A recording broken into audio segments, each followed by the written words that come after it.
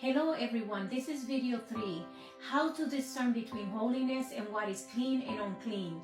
Can uncleanliness be transmitted via a touch? We read in Haggai chapter 2 verse 10 and 14 that there are things based on these laws that if we touch can make us unclean. How can we relate it to our body being the temple of God? As there are situations in which we touch or something has touched us that may have been unclean. Just like there are physical things, places, and situations that can also become unclean and affect us spiritually. So let me explain. For example, when we come to know Christ, we make a promise to serve Him and allow Him to dwell in our temple. When we take this oath, there are going to be some restructuring needed, because God is not going to leave us the same way He found us. Not at all. He desires that we rebuild our temple that was left in ruins by the enemy. And just like the instructions given to the people of Haggai, we are instructed by the Holy Spirit on what changes personally we need to make in our temple to make us complete. However, it requires that we come into God's presence with willing and obedient hearts in order for the Holy Spirit to dwell in us and start rebuilding the foundations of our temple that has been left in ruins. It starts with the foundation first, and then with every other areas of our lives. If the foundation is not sturdy enough for renovation, the process will not be completed on time. It might mean that it will have to start over, or rebuilding will cause procrastination or distancing from God because we may feel that it's taking too long. Are there things that can affect the rebuilding of our temple? Yes. This means that we cannot continue to defile our temples by allowing any physical or spiritual uncleanness.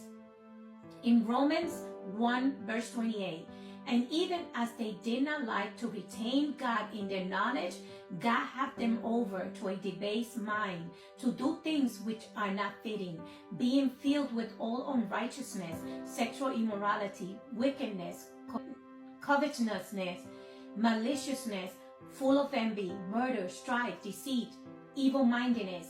They are whisperers, backbiters, haters of God, violent, proud, boasters, inventors of evil things, disobedient to parents, undiscerning, untrustworthy, unloving, unforgiving, and unmerciful.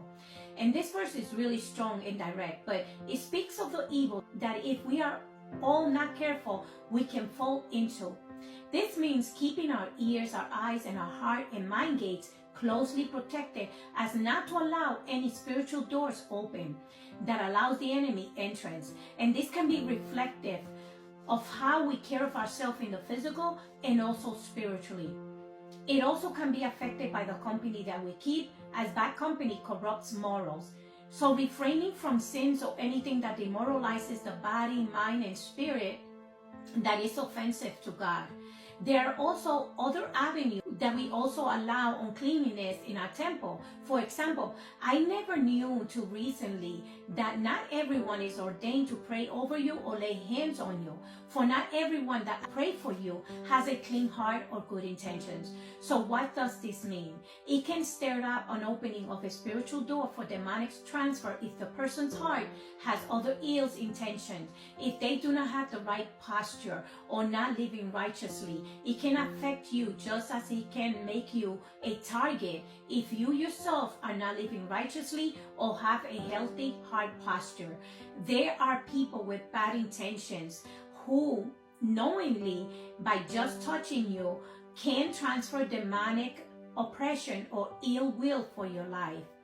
Please note, this statement is not intended towards any person or persons or directed towards anyone, known or unknown. It is being used for biblical teaching and informational purposes only. I'm not saying that everyone who wants to pray over you fits this description, not at all, as they are Holy Spirit-filled people who God uses in many different ministries. What I am suggesting is to discern and to use discernment when allowing others to pray over you, especially those who ask, "Can I pray for you?" without you even knowing them. These are spiritual boundaries necessary to keep in place to protect your heart, your mind, and your spirit, as not everyone is sending you blessings. God bless you.